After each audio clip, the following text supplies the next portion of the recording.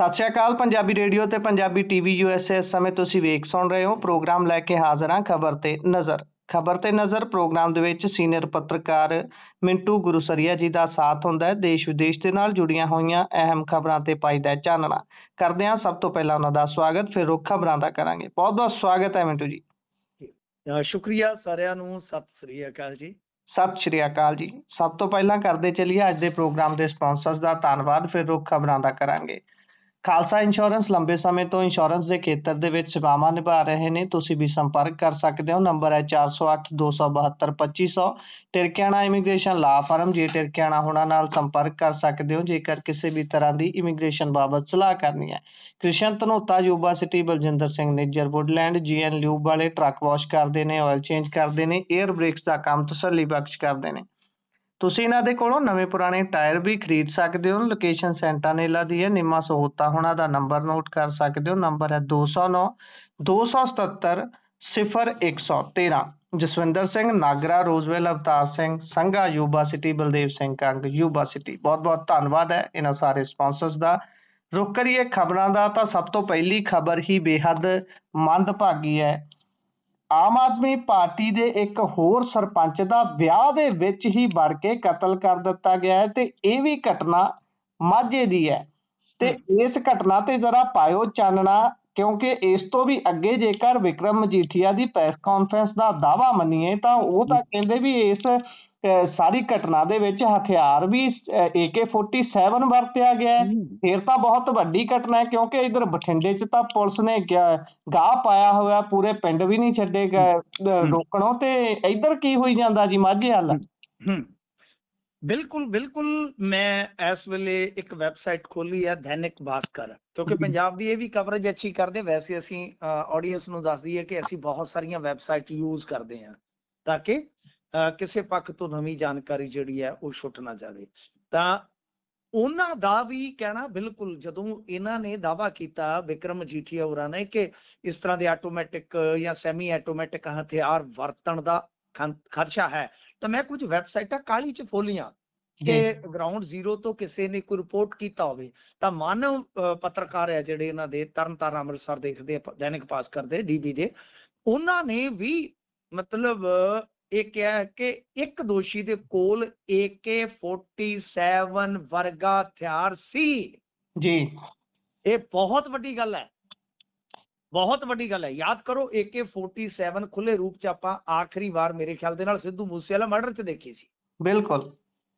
ਤੇ ਉਸ ਤੋਂ ਬਾਅਦ ਉਹ ਜਿਹੜੇ ਦੋ ਰੂਪਾ ਤੇ ਸੀਗੇ ਮੇਰੇ ਖਿਆਲ ਦੇ ਨਾਲ ਮੰਨੂ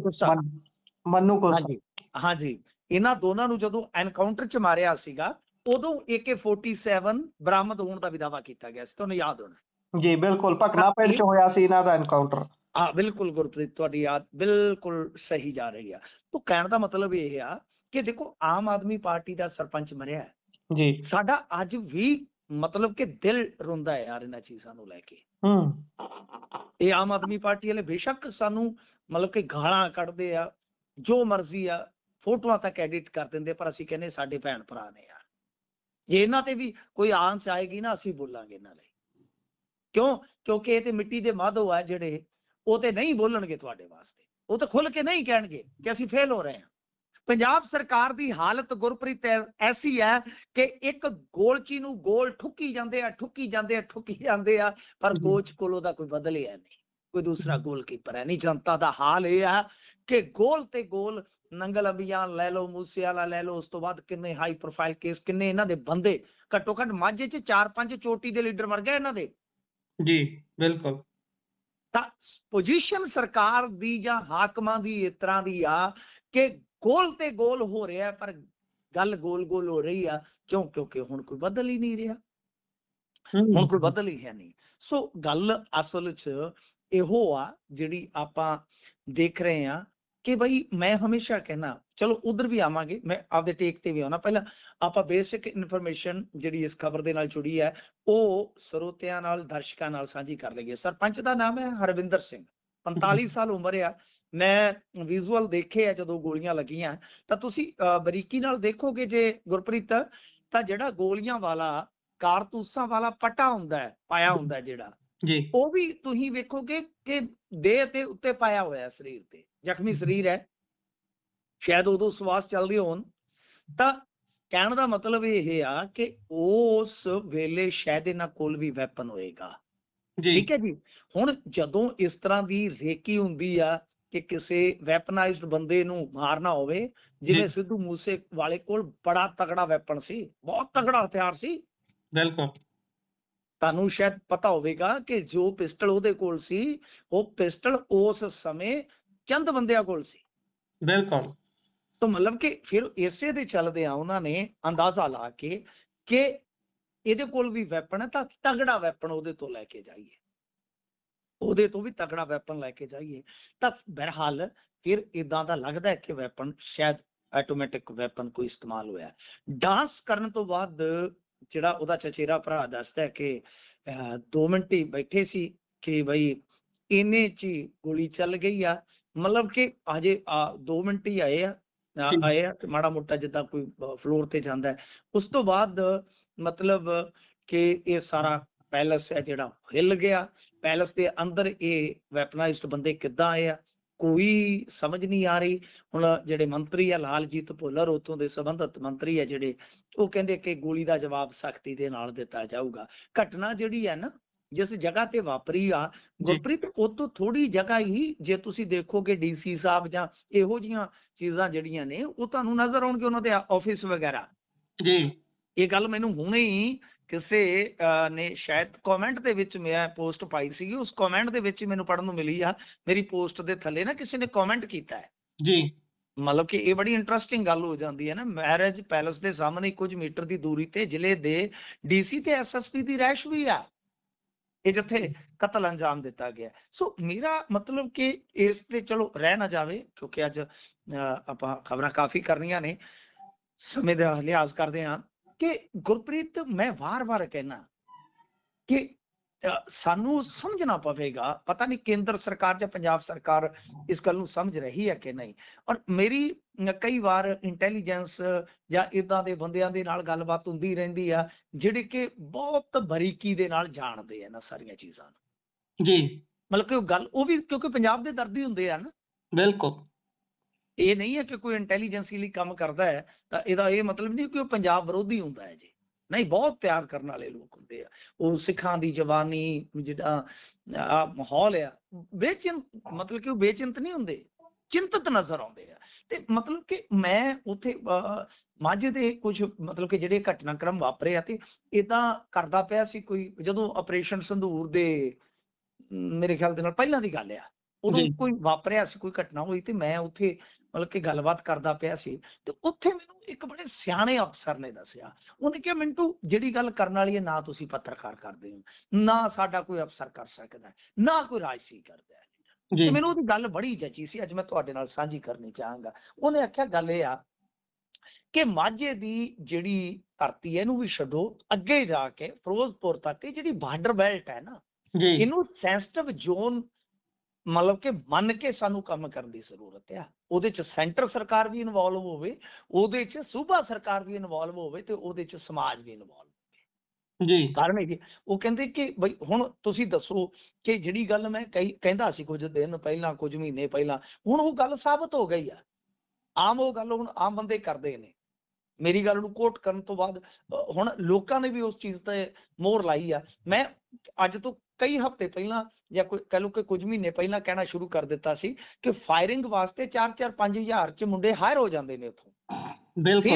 ਫਿਰ ਇੱਕ ਕਤਲ 'ਚ ਇੱਕ ਮੁੰਡਾ ਫੜਿਆ ਗਿਆ ਤੇ ਉਹ ਮੰਨਿਆ ਕਿ 1,500 ਰੁਪਇਆ ਉਹਨੂੰ UPI ਪੇ ਕੀਤਾ ਗਿਆ, ਸਿਰਫ 1,500।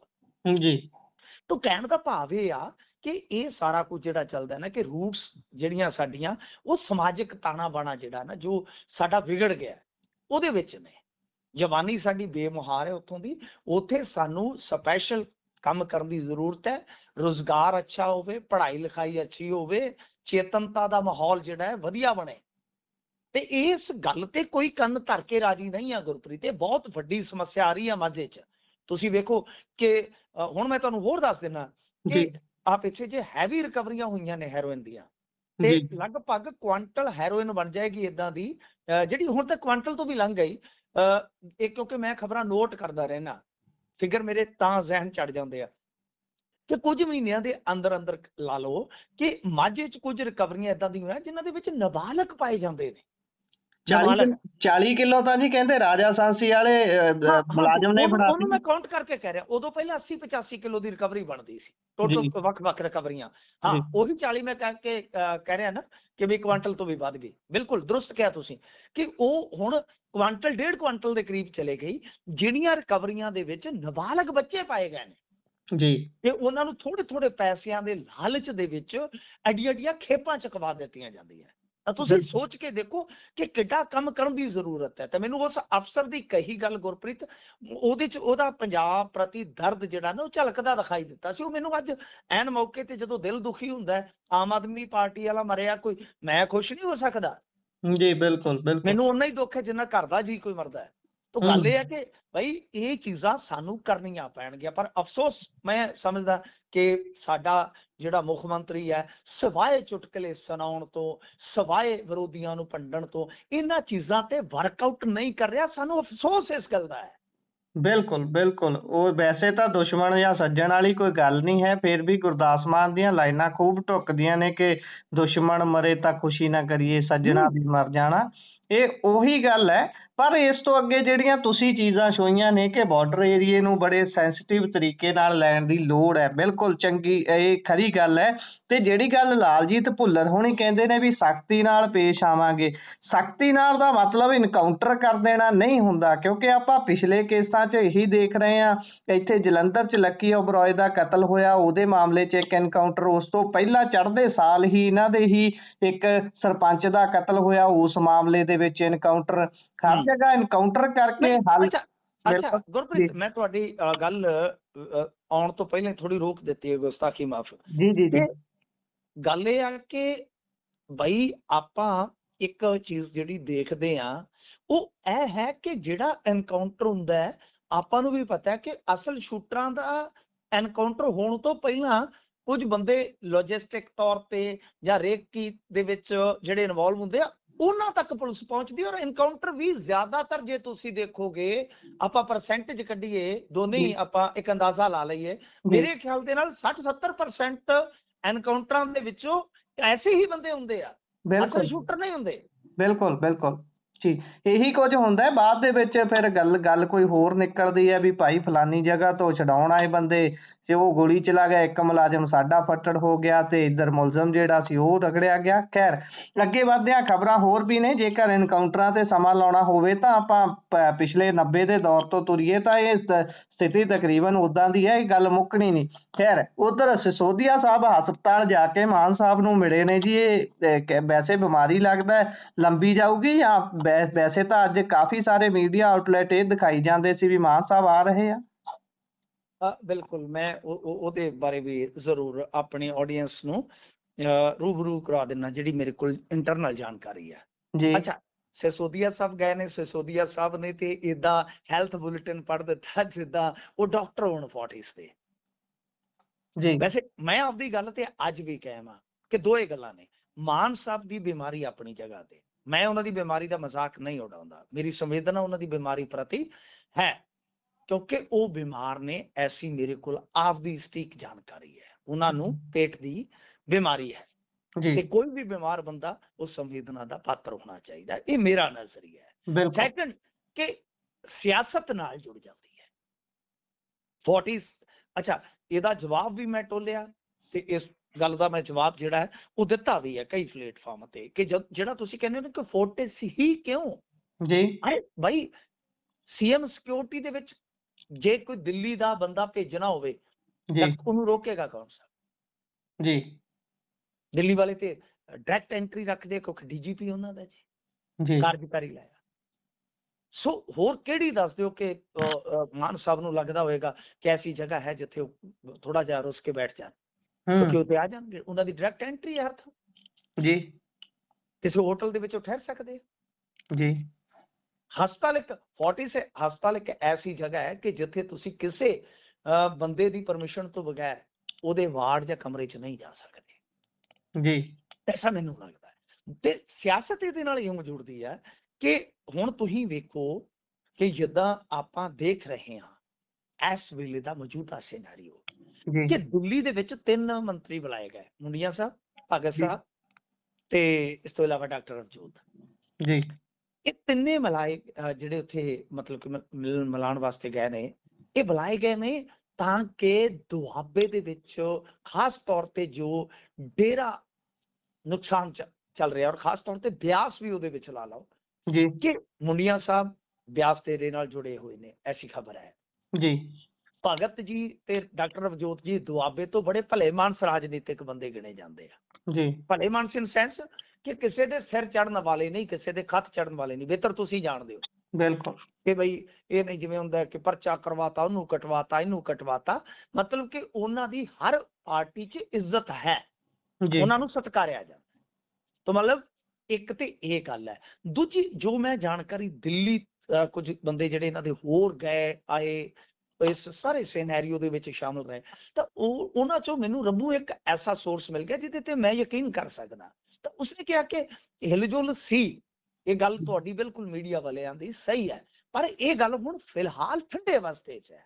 ਜੀ ਉਹ ਕਿੰਨੇ ਦਿਨ ਵਾਸਤੇ ਠੰਡੇ ਵਾਸਤੇ 'ਚ ਹੈ ਇਹ ਮੈਂ ਨਹੀਂ ਕਹਿ ਸਕਦਾ, ਤੇ ਨਾ ਹੀ ਮਿੰਟੂ ਗੁਰੂਸਰੀਆ ਕਹਿ ਸਕਦਾ। ਫਿਰ ਜੀ ਇਹਦਾ ਮਤਲਬ ਇਹ ਆ ਕਿ ਜੇ ਸਿਸੋਦੀਆ ਸਾਹਿਬ ਇਹ ਕਹਿ ਰਹੇ ਨੇ ਕਿ ਹਾਂ ਉਹ ਜਲਦੀ ਆ ਰਹੇ ਨੇ ਜੀ, ਕੱਲ ਆ ਰਹੇ ਆ, ਮੀਡੀਆ 'ਚ ਖਬਰਾਂ ਆਉਣੀਆਂ ਸ਼ੁਰੂ ਹੋ ਗਈਆਂ, ਔਰ ਮੀਡੀਆ ਇਹਨਾਂ ਦਾ ਹੀ ਆ ਸਾਹਿਬ, ਮੇਨ ਸਟ੍ਰੀਮ ਮੀਡੀਆ ਇਹਨਾਂ ਦਾ ਹੀ ਆ।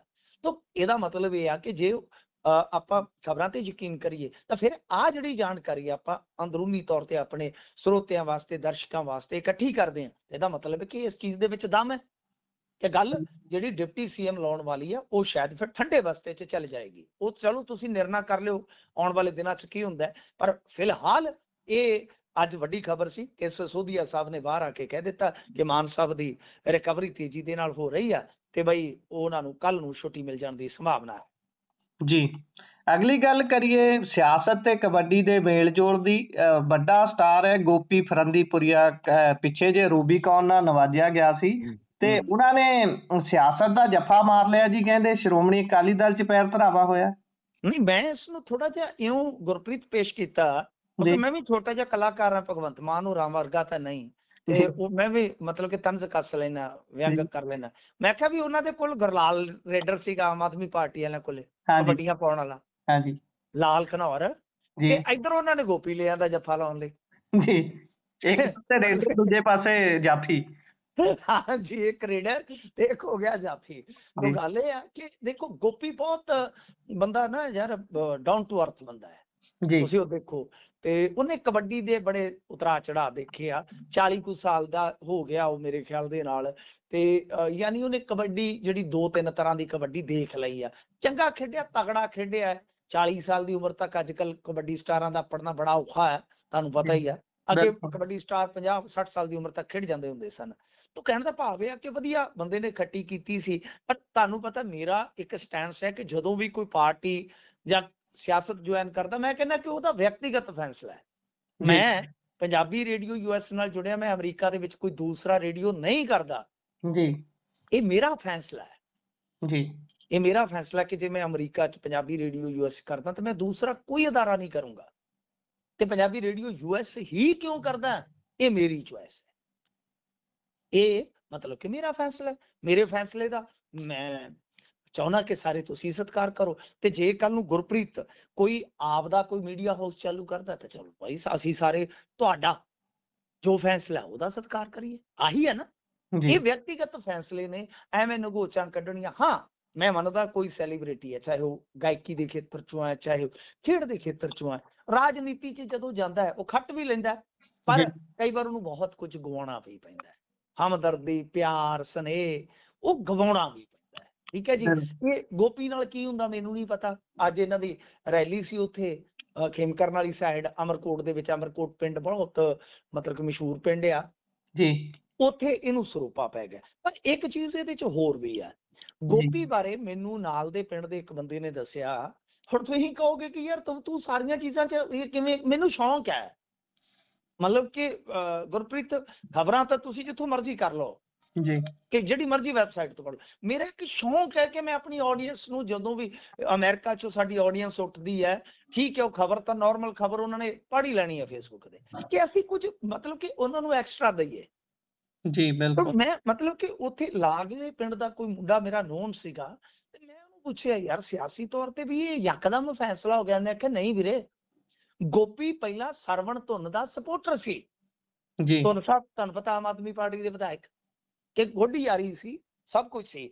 ਅਸਲ ਦੇ ਵਿੱਚ ਕੀ ਹੈ ਕਿ ਗੋਪੀ ਮੇਰੇ ਵਾਂਗੂ ਖੇਤ 'ਚ ਰਹਿੰਦਾ ਹੈ, ਢਾਣੀ ਜਾਂ ਮਾਝੇ 'ਚ ਉਹਨੂੰ ਬਹਿਕ ਕਹਿ ਦਿੰਦੇ ਆ, ਤੁਹਾਡੇ ਵੱਲ ਪਤਾ ਨਹੀਂ ਕੀ ਡੇਰਾ ਕਹਿੰਦੇ ਕਿ ਕੀ ਕਹਿੰਦੇ ਆ ਖੇਤਾਂ 'ਚ ਬਣੇ ਘਰ ਨੂੰ, ਤੇ ਉਧਰ ਹਾਂਜੀ ਡੇਰਾ ਬਹਿਕ ਕਹਿੰਦੇ ਨੇ ਉਧਰ। ਜੀ ਉਹ ਕੁਝ ਮਤਲਬ ਕਿ ਲਾ ਲਓ ਮੀਟਰ ਦਾ ਰਾਹ ਹੈ, ਉਹਦਾ ਰਾਹ ਕੱਚਾ ਹੈ ਘਰ ਨੂੰ ਜਾਂਦਾ, ਉਹ ਇੰਨਾ ਮੀਂਹ ਦੇ ਵਿੱਚ ਖਰਾਬ ਹੋ ਜਾਂਦਾ ਕਿ ਬੰਦੇ ਦਾ ਪੈਦਲ ਲੰਘਣਾ ਵੀ ਔਖਾ ਹੈ। ਜੀ ਤੁਸੀਂ ਜਾ ਕੇ ਦੇਖਿਓ ਕਿ ਸ਼ਾਇਦ ਗੋਪੀ ਦੇ ਅਕਾਊਂਟ ਤੇ ਇੱਕ ਵੀਡੀਓ ਵੀ ਪਈ ਹੈ, ਮੈਂ ਖੁਦ ਵੀਡੀਓ ਦੇਖੀ ਹੈ ਫਿਰ ਜਾ ਕੇ। ਜੀ ਤਾਂ ਕਹਿਣ ਦਾ ਮਤਲਬ ਇਹ ਆ ਕਿ ਕਈ ਵਾਰ ਨਾ ਬੰਦਾ ਅੜ ਫਸਦਾ ਮਾਰਿਆ ਕਿ ਯਾਰ ਮੈਂ ਤੇ ਚਲੋ ਇਹਨਾਂ ਦਾ ਯਾਰ ਦੋਸਤ ਸੀ ਜਾਂ ਸਪੋਰਟਰ ਸੀ, ਲਾ ਲਓ ਕੁਝ ਵੀ, ਜਾਂ ਬੰਦੇ ਨੂੰ ਤਵੱਕੋ ਵੀ ਹੁੰਦੀ ਹੈ ਨਾ। ਜੀ ਜੀ ਆ ਤੁਸੀਂ ਕਿਤੇ ਮੇਰੇ ਪਿੰਡ ਆਏ ਨਾ, ਮੈਂ ਤੁਹਾਨੂੰ ਦਿਖਾਊਂਗਾ ਮੇਰਾ ਅਕਾਲੀਆਂ ਨੇ ਕਾਂਗਰਸੀਆਂ ਨੇ ਮੇਰੇ ਘਰ ਵਾਲਾ ਰਾਹ ਵੀ 10 ਸਾਲ ਨਹੀਂ ਬਣ ਦਿੱਤਾ, 10 ਕਿ 15 ਸਾਲ, ਜੀ 10-15 ਸਾਲ ਬਸ ਇੱਕੋ ਜਿੱਦ ਕਿ ਮਿੰਟੂ ਸਾਡੇ ਘਰੇ ਆਵੇ, ਸਾਡੀ ਬੈਠ ਕੇ ਬੈਠੇ। ਮੈਂ ਕਿਹਾ ਨਹੀਂ ਮੈਂ ਨਹੀਂ ਜਾਂਦਾ, ਮੈਂ ਨਹੀਂ ਜਾਂਦਾ। ਤੇ ਜਦੋਂ ਮਤਲਬ ਕਿ ਸਰਕਾਰ ਬਦਲੀ, ਐਸੇ ਸਰਕਾਰ ਦੇ ਵਿੱਚ ਖੁੱਡੀਆਂ ਸਾਹਿਬ ਨੇ ਬਣਾ ਕੇ ਦਿੱਤਾ ਸੀ, ਖੁੱਡੀਆਂ ਸਾਹਿਬ ਨੇ ਬਣਾ ਕੇ ਦਿੱਤਾ ਸੀ। ਕਦੇ ਖੁੱਡੀਆਂ ਸਾਹਿਬ ਨੇ ਇਹ ਵੀ ਨਹੀਂ ਮੈਨੂੰ ਫੋਨ ਕੀਤਾ, ਮੈਂ ਉਹਨਾਂ ਦੀ ਆਲੋਚਨਾ ਵੀ ਕਰਦਾ ਵੀ ਯਾਰ ਮਿੰਟੂ ਅਸੀਂ ਤੇਰੇ ਤੇ ਸਾਨ ਕੀਤਾ, ਨਹੀਂ ਮੈਂ ਗੱਲ ਕਹਿਣ ਤੋਂ ਗਰੇਜ਼ ਨਹੀਂ ਕਰਦਾ ਹੁੰਦਾ, ਪਰ ਮੈਂ ਇਹਨਾਂ ਨੂੰ ਵੀ ਜਾ ਕੇ ਨਹੀਂ ਕਿਹਾ, ਬਸ ਇਹਨਾਂ ਨੂੰ ਪਤਾ ਸੀਗਾ, ਪ੍ਰੇਮ ਪਿਆਰ ਸੀਗਾ। ਤੇ ਉਹ ਮਾੜਾ ਜਿਹਾ ਜਦੋਂ ਖਿਆਲ ਆਇਆ ਤਾਂ ਮੈਂ ਉਹਨਾਂ ਨੂੰ, ਉਹ ਕਹਿੰਦੇ ਵੀ ਗੱਲ ਹੀ ਕੋਈ ਨਹੀਂ ਯਾਰ। ਤਾਂ ਮਤਲਬ ਕਿ ਇਹ ਹੁੰਦਾ ਹੈ ਕਿ ਕੋਈ ਬੰਦਾ ਤੁਹਾਡੇ ਤੋਂ ਤਵੱਕੋ ਕਰਦਾ ਹੈ, ਰਾਜ ਤੋਂ ਤਵੱਕੋ ਕਰਦਾ ਹੈ, ਜਾਂ ਆਪਣੇ ਦੋਸਤ ਕਿਸੇ ਪੋਲੀਟੀਸ਼ੀਅਨ ਤੋਂ ਤਵੱਕੋ ਕਰਦਾ ਹੈ ਕਿ ਯਾਰ ਹੋ ਜਾਏਗਾ, ਤਾਂ ਫਿਰ ਨਿਰਾਸ਼ਾ ਵੀ ਹੁੰਦੀ ਹੈ ਨਾ, ਨਿਰਾਸ਼ਾ ਵੀ ਹੁੰਦੀ ਹੈ। ਸੋ ਇਸ ਕਰਕੇ ਇਹ ਗੱਲਾਂ ਜਿਹੜੀਆਂ ਨੇ ਇਹ ਹੋ ਜਾਂਦੀਆਂ ਕਈ ਵਾਰ, ਬੰਦਾ ਫਿਰ ਮਰਦਾ ਅੱਕ ਚੱਬ ਲੈਂਦਾ ਵੀ ਕੋਈ ਗੱਲ ਨਹੀਂ, ਤੁਸੀਂ ਤੇ ਪਾਵਰ 'ਚ ਆਏ ਤੇ ਕੁਝ ਨਾ ਸਵਾਰਿਆ, ਹੁਣ ਕੋਈ ਨਹੀਂ, ਫਿਰ ਅਸੀਂ ਵੀ ਪਾਵਰ 'ਚ ਆ ਕੇ ਦੇਖਦੇ ਹਾਂ, ਜਾਂ ਅਸੀਂ ਵੀ ਸਿਆਸਤ 'ਚ ਆ ਕੇ ਦੇਖਦੇ ਹਾਂ ਕਿੰਨੀ ਕੁ ਸਾਡੀ ਪੁੱਗਦੀ। ਜੀ ਬਿਲਕੁਲ ਬਿਲਕੁਲ। ਅੱਗੇ ਵਧੀਏ ਤਾਂ ਉਧਰ ਰਵਨੀਤ ਬਿੱਟੂ ਹੁਣੀ ਪ੍ਰਿਅੰਕਾ ਗਾਂਧੀ ਤੇ ਦੋਸ਼ ਲਾਏ ਨੇ। ਇਹ ਉਹੀ ਗੱਲ ਕਰ ਰਹੇ ਨੇ ਜਦੋਂ ਬਿੱਟੂ ਹੁਣੀ ਗਏ ਸੀਗੇ ਕਿਸਾਨ ਅੰਦੋਲਨ ਦੇ ਦੌਰਾਨ, ਉੱਥੇ ਕਿਸਾਨ ਅੰਦੋਲਨ ਦੇ ਬਿਲਕੁਲ ਨੇੜੇ ਹੀ ਇੱਕ ਫੰਕਸ਼ਨ ਦੇ ਵਿੱਚ, ਤੇ ਉੱਥੇ ਖਾਸੀ ਖਿੱਚ ਧੂ ਹੋਈ ਸੀ। ਤੇ ਇਹ ਕੀ ਦੋਸ਼ ਲਾ ਰਹੇ ਨੇ ਉਸ ਸਾਰੇ ਮਾਮਲੇ ਦੇ ਵਿੱਚ? ਹੁਣ ਦੇਖੋ ਰਵਨੀਤ ਬਿੱਟੂ ਦੀ ਰਾਜਨੀਤੀ ਦੀ ਮੈਨੂੰ ਰਤਾ ਸਮਝ ਨਹੀਂ ਪੈ ਰਹੀ। ਮੇਰੇ ਨੈਣ ਸੋਹਣੀਏ ਨਹੀਂ ਬੜਾ ਕੁਝ ਕਹਿਣ ਸਮਝ ਨਹੀਂ ਆਉਂਦੀ, ਕਿਉਂ ਬੇਸਮਝਾਂ ਨੂੰ ਨਹੀਂ ਬੇਸਮਝ ਬੁਝਾਰਤ ਪਾਉਂਦੀ। ਇਹ ਪਤਾ ਕਿਹਨੇ ਗਾਇਆ ਸੀ ਕਿਸੇ ਟਾਈਮ? ਜਵਾਨੀ 'ਚ ਸੁਖਵਿੰਦਰ ਨੇ ਗਾਇਆ ਸੀ, ਜਿਹੜੇ ਅੱਜ ਕੱਲ੍ਹ ਬਾਲੀਵੁੱਡ ਦੇ ਸਟਾਰ ਆ ਜੀ। ਉਹ ਮਤਲਬ ਕਿ ਉਹਨਾਂ ਦੀਆਂ ਪਹਿਲੀਆਂ ਕੈਸਟਾਂ 'ਚੋਂ ਸੀ, ਮੁੰਡਾ ਸਾਊਥ ਹਾਲ ਦਾ ਵਰਗੀਆਂ।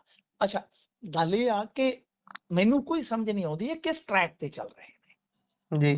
ਹੁਣ ਤੁਸੀਂ ਵੇਖੋ ਕਿ ਰਾਹੁਲ ਗਾਂਧੀ ਵਾਲਾ ਜਿਹੜਾ ਪ੍ਰਕਰਨ ਵਾਪਰਿਆ, ਉਹਦੇ 'ਚ ਨਰਿੰਦਰ ਮੋਦੀ ਤੱਕ ਨੇ ਇਸ ਨੂੰ ਸਿੱਖਾਂ ਦੇ ਅਪਮਾਨ ਨਾਲ ਜੋੜਿਆ। ਉਹਦਾ ਇੱਕ ਵੱਡਾ ਕਾਰਨ ਸੀ ਕਿ ਰਾਹੁਲ ਗਾਂਧੀ ਨੇ ਜਦੋਂ ਅਮਰੀਕਾ 'ਚ ਸਿੱਖਾਂ ਨੂੰ ਲੈ ਕੇ ਸਟੇਟਮੈਂਟ ਦਿੱਤੀ ਸੀ, ਇੱਕ ਭਾਸ਼ਣ ਦਿੱਤਾ ਸੀ, ਤੁਹਾਨੂੰ ਯਾਦ ਹੋਣਾ ਜੀ, ਤਾਂ ਉਦੋਂ ਬਾਅਦ ਸਿੱਖਾਂ ਦਾ ਬਹੁਤ ਵੱਡਾ ਕਹਿ ਲਓ ਤਬਕਾ ਰਾਹੁਲ ਗਾਂਧੀ ਪ੍ਰਤੀ ਸੌਫਟ ਹਾਰਟ ਰੱਖਦਾ ਕਿ ਯਾਰ ਇਹ ਉਦੋਂ ਛੋਟਾ ਸੀ, ਇਹਨੇ ਕੋਈ ਸਿੱਖਾਂ ਵਿਰੁੱਧ ਕਦੇ ਕੋਈ ਜ਼ੁਲਮ ਨਹੀਂ ਕੀਤਾ, ਠੀਕ ਹੈ, ਗਾਂਧੀ ਫੈਮਿਲੀ 'ਚ ਜੰਮਿਆ, ਤੇ ਹੁਣ ਮੋਦੀ ਨਾਲ ਵੀ ਲੜ ਰਿਹਾ ਹੈ, ਸਿੱਖਾਂ ਦੀ ਕਿਤੇ ਗੱਲ ਵੀ ਕਰ ਰਿਹਾ। ਹਾਲਾਂਕਿ ਮੈਂ ਸਾਰੇ ਸਿੱਖ ਨਹੀਂ ਕਿਹਾ, ਮੈਂ ਕਿਹਾ ਕਿ ਬਹੁਤ ਵੱਡਾ ਤਬਕਾ ਜਿਹੜਾ ਉਹ ਥੋੜਾ ਉਦਾਰ ਹੋਇਆ।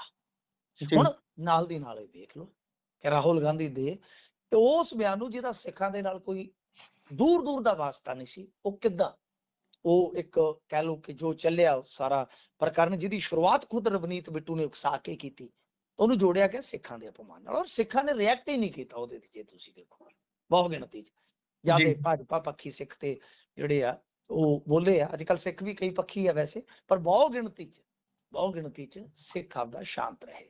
ਹੁਣ ਦੂਜੇ ਪਾਸੇ ਦੇਖੋਗੇ ਕਿ ਇਹਨਾਂ ਨੇ ਉਹ ਪੁਰਾਣੀ ਗੱਲ ਕੱਢ ਲਈ ਕਿ ਪ੍ਰਿਯੰਕਾ ਨੇ ਮੈਨੂੰ ਉੱਥੇ ਭੇਜਿਆ ਸੀ, ਉੱਥੇ 20-25 ਖਾਲਿਸਤਾਨੀ ਬੈਠੇ ਸੀ, ਯੋਗਿੰਦਰ ਯਾਦਵ ਉੱਥੋਂ ਨੱਸ ਗਿਆ, ਸਾਈਡ ਤੇ ਹੋ ਗਿਆ, ਤੇ ਮੈਨੂੰ ਤੇ ਉਹਨਾਂ ਨੇ ਮਾਰ ਦੇਣਾ ਸੀ। ਹੁਣ ਇਹ ਗੱਲਾਂ ਇਹਦੇ 'ਚ ਦੋ ਨੇ। ਪਹਿਲੀ ਗੱਲ ਕਿ ਉਸ ਵੇਲੇ ਤੇ ਤੁਸੀਂ ਕਿਸਾਨਾਂ ਦੇ ਖੈਰ ਖਵਾਹ ਬਣ ਕੇ ਸਾਲ ਡੇਢ ਸਾਲ ਟੈਂਟਾਂ 'ਚ ਰਹੇ, ਤੇ ਉੱਥੇ ਇੱਕ ਡਿਬੇਟ ਦੇ ਵਿੱਚ ਹਰਜੀਤ ਗਰੇਵਾਲ ਦੇ ਖਿਲਾਫ ਤੁਸੀਂ ਚੱਲਦੇ ਸ਼ੋਅ 'ਚ ਜੁੱਤੀ ਲਾਉਣ ਤੱਕ ਚਲੇ ਗਏ ਸੀ ਕਿ ਮੈਂ ਤਾਂ ਇਹਨਾਂ ਦੀ ਜੁੱਤੀ ਮਾਰਾਂਗਾ ਭਾਜਪਾ ਵਾਲਿਆਂ ਦੀ। ਇਹ ਸੰਸਦ 'ਚ ਰੋਂਦੇ ਵੀ ਸੀ ਜੀ ਬੈਠੇ, ਇਹਨਾਂ ਦੀ ਵੀਡੀਓ ਬਹੁਤ ਵਾਇਰਲ ਹੋਈ ਸੀ, ਦੋਵੇਂ ਜਾਣੇ ਇਹ ਅੰਮ੍ਰਿਤਸਰ ਵਾਲੇ MP ਤੇ ਔਜਲਾ ਸਾਹਿਬ, ਇਹ ਦੋਨੇ ਰੋਂਦੇ ਦੇਖੇ ਗਏ ਸੀ ਸੰਸਦ ਦੇ ਅੰਦਰ ਬੈਠੇ। ਹਾਂ, ਉਹ ਬਸ ਗੱਲ ਤੇ ਫਿਰ ਉਹੀ ਹੈ ਨਾ, ਰੋਂਦੀ ਸੱਜਣਾ ਨੂੰ ਨਾ ਭਾਈਆਂ ਦਾ ਲੈ ਕੇ।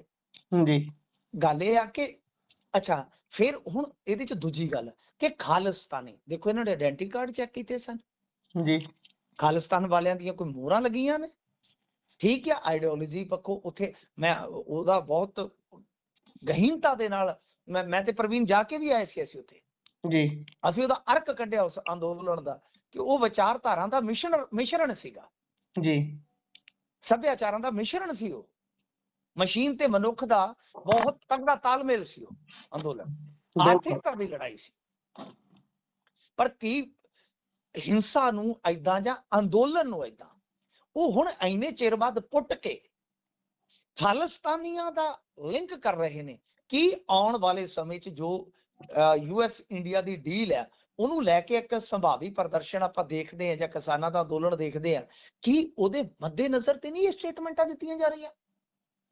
ਇਹ ਬੜਾ ਵੱਡਾ ਪ੍ਰਸ਼ਨ ਖੜਾ ਹੋ ਜਾਂਦਾ ਹੈ। ਔਰ ਦੂਜੀ ਗੱਲ ਕਿ ਇੰਨੇ ਸਾਲ ਤੁਸੀਂ ਕਾਂਗਰਸੀਆਂ ਤੋਂ ਇਹ ਸਾਰਾ ਕੁਝ ਲੈ ਕੇ ਜਦੋਂ ਆਹ ਗੱਲਾਂ ਕਰਦੇ ਹੋ, ਮੇਰੇ ਖਿਆਲ ਦੇ ਨਾਲ ਸਵਾਲ ਤੁਹਾਡੇ ਤੇ ਵੀ ਬਹੁਤ ਖੜੇ ਹੁੰਦੇ ਨੇ। ਬਿਲਕੁਲ ਬਿਲਕੁਲ, ਸਵਾਲ ਤਾਂ ਜ਼ਰੂਰ ਖੜੇ ਹੋਣਗੇ, ਕਿਉਂਕਿ ਸਵਾਲ ਤਾਂ ਇਹ ਵੀ ਹੈ ਨਾ ਵੀ ਭਾਜਪਾ ਅੱਜ ਕੱਲ੍ਹ ਇਹਨਾਂ ਨੂੰ ਪਤਾ ਨਹੀਂ ਕਿਹੜੇ ਉਹ ਸਿੱਖ ਨੇ ਜਿਨ੍ਹਾਂ ਦਾ ਇਹਨਾਂ ਨੂੰ ਆਗੂ ਦਰਸਾਈ ਜਾਂਦੇ ਨੇ ਵੀ ਭਾਈ ਇਹ ਸਿੱਖਾਂ ਦਾ ਅਪਮਾਨ ਹੈ, ਜਿਹੜੀ ਗੱਲ ਇਹਨਾਂ ਨੂੰ ਕਹਿੰਦੇ। ਵੈਰੀ ਰਾਈਟ ਗੁਰਪ੍ਰੀਤ, ਇਹ ਗੱਲ ਬਿਲਕੁਲ ਸਹੀ ਹੈ ਕਿ ਜੇ ਇਹ ਸਿੱਖਾਂ ਦੇ ਲੀਡਰ ਆ ਤੇ ਫਿਰ ਸਿੱਖਾਂ ਦੀਆਂ ਮੰਗਾਂ ਦਾ ਹੱਲ ਕਰਵਾ ਦੇਣੇ ਜਾ ਕੇ।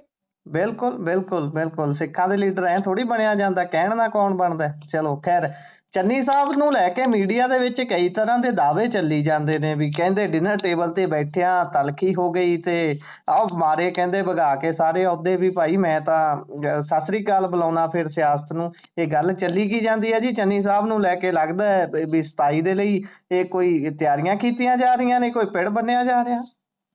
ਦੇਖੋ 2 ਦਿਨ ਪਹਿਲਾਂ ਇੱਕ ਮੀਟਿੰਗ ਤੇ ਹੋਈ ਸੀ ਚੰਡੀਗੜ੍ਹ ਦੇ ਵਿੱਚ, ਜਿਹਦੇ ਵਿੱਚ ਕਾਫੀ ਵੱਡੇ ਲੀਡਰ ਮਿਲੇ ਸਨ, ਬਘੇਲ ਸਾਹਿਬ ਵੀ ਸਨ।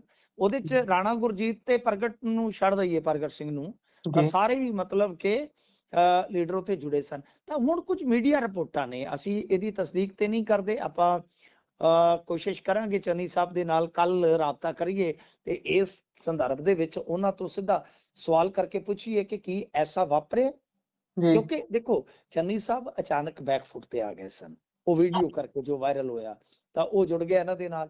ਫਿਰ ਉਸ ਤੋਂ ਬਾਅਦ ਦੱਸਦੇ ਆ ਕਿ ਹੁਣ ਜਦੋਂ ਇਹ ਮੀਟਿੰਗ ਹੋਈ ਤਾਂ ਇਹਨਾਂ ਨੇ ਪੋਲਿਟਿਕਸ ਛੱਡਣ ਦੀ ਧਮਕੀ ਦੇ ਦਿੱਤੀ ਕਿ ਮੈਨੂੰ ਟਾਰਗੇਟ ਕੀਤਾ ਜਾ ਰਿਹਾ, ਤੇ ਦੱਸਦੇ ਆ ਕਿ ਫਿਰ ਉਸ ਤੋਂ ਬਾਅਦ ਬਘੇਲ ਸਾਹਿਬ ਨੇ ਸ਼ਾਂਤ ਕੀਤਾ। ਦੇਖੋ ਚੰਨੀ ਸਾਹਿਬ ਨੂੰ ਗੁੱਸਾ ਆ ਜਾਂਦਾ, ਇਹਦੇ 'ਚ ਕੋਈ ਸ਼ੱਕ ਨਹੀਂ ਹੈ, ਜਿੰਨਾ ਕੁ ਮੈਂ ਵਿਅਕਤੀਗਤ ਤੌਰ ਤੇ ਜਾਣਦਾ ਹੈ ਕਿ ਚੰਨੀ ਸਾਹਿਬ ਇਹ ਵੀ ਜਿਹੜਾ ਉਹ ਕਰਦੇ ਸੀ ਨਾ ਬੱਕਰੀ ਏਦਾਂ ਫਲਾਂ ਟਮਕਾ, ਉਹਦੇ ਪਿੱਛੇ ਵੀ ਇੱਕ ਬੜੀ ਤਗੜੀ ਕਹਿ ਲਓ ਕਿ ਦਿਮਾਗ ਦੀ ਕਾਢ ਸੀਗੀ, ਜਿਵੇਂ ਪ੍ਰਸ਼ਾਂਤ ਕਿਸ਼ੋਰ ਵਰਗੇ ਪਲੇਅਰ ਹੁੰਦੇ ਆ ਨਾ ਪਿੱਛੇ, ਉਹ ਸੀ। ਪਰ ਐਕਚੁਅਲ 'ਚ ਬੜੇ ਰਾਜਨੀਤਿਕ ਸਮਝਦਾਰ, ਤਜਰਬੇਕਾਰ ਤੇ ਬੜੇ ਸੀਰੀਅਸ ਬੰਦੇ ਆ, ਤੇ ਗੁੱਸੇਖੋਰ ਵੀ ਹੈਗੇ। ਤਾਂ ਗੱਲ ਇਹ ਆ ਕਿ ਇਹਦੇ 'ਚ ਕੋਈ ਸ਼ੱਕ ਨਹੀਂ, ਕੋਈ ਦੋ ਰਾਏ ਨਹੀਂ ਹੈ ਕਿ ਚੰਨੀ ਸਾਹਿਬ ਨੂੰ ਇੱਕ ਕਾਂਗਰਸ ਦੇ ਵਿੱਚ ਸੈੱਟ ਇਸ ਤਰ੍ਹਾਂ ਦਾ ਜਿਹੜਾ ਨਿਬੇੜਨਾ ਚਾਹੁੰਦਾ ਹੈ ਜੀ, ਤਾਂ ਕਿ ਜੱਟਾਂ ਦਾ ਚਿਹਰਾ ਜਿਹੜਾ ਉਹ ਅੱਗੇ ਆ ਸਕੇ, ਜੱਟ ਚਿਹਰਾ ਹੀ ਰਹੇ। ਤੇ ਜੱਟ ਚਿਹਰਿਆਂ ਦੇ ਵਿੱਚ ਕਈ ਵਾਰ ਸਹਿਮਤੀ ਬਣ ਜਾਂਦੀ ਆ ਕਿ 3-4 ਇੱਕ ਜਗ੍ਹਾ ਤੇ ਆ ਜਾਂਦੇ ਕਿ ਤੁਹਾਡੇ ਚੋਂ ਬਣ ਜਾਵੇ। ਪਰ ਰਾਣਾ ਗੁਰਜੀਤ ਤੇ ਪ੍ਰਗਟ ਸਿੰਘ ਨਦਾਰਦ ਰਹੇ, ਇਹਦਾ ਮਤਲਬ ਹੈ ਕਿ ਚੰਨੀ ਸਾਹਿਬ ਦੇ ਜਿਹੜੇ ਕੱਟੜ ਸਪੋਰਟਰ ਸੀ ਉਹ 2 ਨਹੀਂ ਆਏ ਜੀ। ਤੇ ਜੇ ਇਦਾਂ ਦੀ ਗੱਲ ਹੋਈ ਆ ਤਾਂ ਮੇਰੇ ਖਿਆਲ ਦੇ ਨਾਲ ਇਹ ਤੇ ਫਿਰ ਕਲੇਸ਼ ਹੋਰ ਵਧਣ ਦੀ ਸੰਭਾਵਨਾ ਜੀ। ਕਲੇਸ਼ ਤਾਂ ਮੁਕਾਉਣ ਦੀ ਜ਼ਰੂਰਤ ਹੈ ਨਾ, ਕਿਉਂਕਿ ਰਾਹੁਲ ਗਾਂਧੀ ਦਾ ਦੌਰਾ ਕਿਸੇ ਵੀ ਸਮੇਂ ਅਫੀਸ਼ੀਅਲ ਹੋ ਸਕਦਾ ਹੈ, ਉਹ ਰੈਲੀ ਨੂੰ ਸੰਬੋਧਨ ਕਰਨ ਆਉਣਗੇ। ਤੇ ਜੇ ਤੁਸੀਂ ਏਦਾਂ ਕਰੋਗੇ ਤੇ ਮੇਰੇ ਖਿਆਲ ਦੇ ਨਾਲ ਔਖਾ ਹੋ ਜਾਊਗਾ ਫਿਰ, ਕਿਉਂਕਿ ਤੁਹਾਡੇ ਕੋਲ ਮਹੀਨੇ ਹੁਣ ਲੈ ਦੇ ਕੇ ਕੰਮ ਦੇ ਜਿਹੜੇ 10-11 ਨੇ। ਜੇ ਉਹਨਾਂ ਮਹੀਨਿਆਂ ਦੇ ਵਿੱਚ ਤੁਸੀਂ ਲੋਕਾਂ ਦਾ ਮਨ ਜਿੱਤ ਲਿਆ, ਯਕੀਨ ਜਿੱਤ ਲਿਆ, ਤਦ ਤਾਂ ਠੀਕ ਹੈ, ਨਹੀਂ ਤਾਂ ਫਿਰ ਮਾਹੌਲ ਤੁਹਾਡਾ ਖਰਾਬ ਹੋ ਜਾਏਗਾ ਜੀ। ਤੇਜ਼ੀ ਨਾਲ ਪਾਇਓ ਜਰਾ ਚਾਲਣਾ, ਇੱਕ ਚੀਨ ਦੇ ਰੋਬੋਟਿਕ ਕੁੱਤੇ ਨੇ 88 ਤੋਏ ਕਰਾਤੀ ਭਾਰਤ ਦੀ। ਉਹ ਹੈਗੇ ਜੀ ਬਿਲਕੁਲ ਗਲਗੋਟੀਆ ਯੂਨੀਵਰਸਿਟੀ ਵਾਲੇ। ਗਲਗੋਟੀਆ ਯੂਨੀਵਰਸਿਟੀ ਵਾਲਿਆਂ ਨੂੰ ਨਰਿੰਦਰ ਮੋਦੀ ਨੇ ਬੜਾ ਚੜਾਇਆ, ਇਹਨਾਂ ਦੀ ਕਿਤਾਬਾਂ ਦੀ ਦੁਕਾਨ ਸੀ, ਜੀ ਜਿਵੇਂ ਤੁਹਾਡੇ ਆ ਜਲੰਧਰ ਵਾਲੇ ਆ, ਇਹਨਾਂ ਦੀ ਡਬਲ ਹਲਵਾਈ ਯਾਰ। ਦੀ ਦੁਕਾਨ ਸੀ। ਜੀ ਤੇ ਗੱਲ ਇਹ ਆ ਕਿ ਉਹ ਫਿਰ ਇੰਨੇ ਜ਼ਿਆਦਾ ਬੈਕ ਕੀਤੇ ਗਏ ਆ ਨਰਿੰਦਰ ਮੋਦੀ ਸਰਕਾਰ 'ਚ ਕਿ ਉਹ ਤੇ ਹੁਣ ਟੌਪ ਤੇ ਨੇ। ਤੇ ਉਹਨਾਂ ਨੇ ਲਿਆ ਕੇ ਰੋਬੋਟ ਨਜਾਤਾ, ਉਹ ਕਹਿੰਦੇ ਜੀ 10 ਹੋਰਾਂ ਨੇ ਬਣਾਇਆ। ਤੇ ਚੀਨ ਵਾਲਾ ਦਾਵਾ ਆ ਗਿਆ, ਉਹ ਕਹਿੰਦੇ ਕਿ ਤਾਂ ਸਾਡਾ ਲਈ ਫਿਰਦੇ ਜੇ ਜਾਨਵਰ ਹੋਏ। 2.5 ਲੱਖ ਦਾ 2.5 ਲੱਖ ਦਾ ਹੈ, 2.5 ਲੱਖ ਦਾ ਨਹੀਂ, ਸਾਡਾ 2.5 ਲੱਖ ਦਾ। ਤਾਂ ਗੱਲ ਇਹ ਆ, ਉਹ ਕਹਿੰਦੇ ਵੀ ਨੁਕਰਾ ਤੇ ਸਾਡਾ ਹੈ। ਜੀ ਜਿਵੇਂ ਪੰਜਾਬ ਸ਼ਿੰਗਾਰ ਤੇ ਉਹਦਾ ਸ਼ਬਾਜ਼ ਦਾ ਰੌਲਾ ਪੈ ਗਿਆ ਸੀ ਨਾ, ਜੀ ਬਿਲਕੁਲ ਤੇ ਉਹ ਨਿਬੜਿਆ ਮਸਾ ਤੇ ਆ ਸਿਆਪਾ ਪੈ ਗਿਆ। ਯਾਨੀ ਤੋਏ ਤੋਏ ਪੂਰੀ ਦੁਨੀਆ 'ਚ ਫਜ਼ੀਅਤ। ਮੈਂ ਕਹਿੰਦਾ ਇੱਕ ਬੇਇੱਜ਼ਤੀ ਹੁੰਦੀ, ਇੱਕ ਹੁੰਦੀ ਆ ਲੂੰਗੀ ਲੈ ਕੇ ਸਪੋਰਟਸ ਬੂਟਾਂ ਦੇ ਵਿੱਚ ਫਸ ਜਾਣੀ। ਸਾਡੀ ਹਾਲਤ ਐਸੀ ਹੋ ਗਈ ਹੈ ਸਾਹਿਬ ਕਿ ਪਹਿਲਾਂ ਤੇ ਤੁਸੀਂ ਵੇਖੋ ਨਰਿੰਦਰ ਮੋਦੀ ਜੀ ਦੇ ਸ਼ੁਗਲ ਉਹੋ ਜਿਹੇ, ਤੇ ਉੱਥੇ ਜਿਹੜਾ ਪ੍ਰਬੰਧ ਇੰਨਾ ਮਾੜਾ ਪ੍ਰਬੰਧ ਕਿ ਖੁਦ ਸਾਡੇ ਤਕਨੀਕ ਮੰਤਰੀ ਜਿਹੜੇ ਨੇ ਬਈ ਵੈਸ਼ਵਨ ਸਾਹਿਬ, ਉਹਨਾਂ ਨੂੰ ਮਾਫੀ ਮੰਗਣੀ ਪਈ ਆ। ਤਾਂ ਕੁੱਲ ਮਿਲਾ ਕੇ ਅੱਜ ਦਾ ਦਿਨ ਭਿਆਨਕ ਬੇਇੱਜ਼ਤੀ ਦਾ ਦਿਨ ਰਿਹਾ ਜੀ। ਜੀ ਪੋਸਟਾਂ ਡਿਲੀਟ ਕਰਨੀਆਂ ਪੈ ਜਾਣ, ਡੀਡੀ ਨਿਊਜ਼ ਤੋਂ ਖਬਰਾਂ ਉੜ ਜਾਣ, ਤੇ ਬੀਬੀ ਹੋਣੀ ਹਲੇ ਵੀ ਦਾਵਾ ਆਪਣਾ ਪੱਕਾ ਰੱਖਣ ਵੀ ਭਾਈ ਮੈਂ ਤਾਂ ਕਿਹਾ ਹੀ ਹੋਰ ਕੁਝ ਸੀ। ਖੈਰ ਬੜੀਆਂ ਚੀਜ਼ਾਂ ਨੇ। ਇਸੇ ਦੇ ਨਾਲ ਪ੍ਰੋਗਰਾਮ ਦਾ ਸਮਾਂ ਇੱਥੇ ਸਮਾਪਤ ਹੁੰਦਾ। ਤੁਸੀਂ ਜੁੜੇ ਜਾਣਕਾਰੀਆਂ ਸਾਂਝਾ ਕੀਤੀਆਂ, ਬਹੁਤ ਬਹੁਤ ਧੰਨਵਾਦ। ਧੰਨਵਾਦ ਜੀ।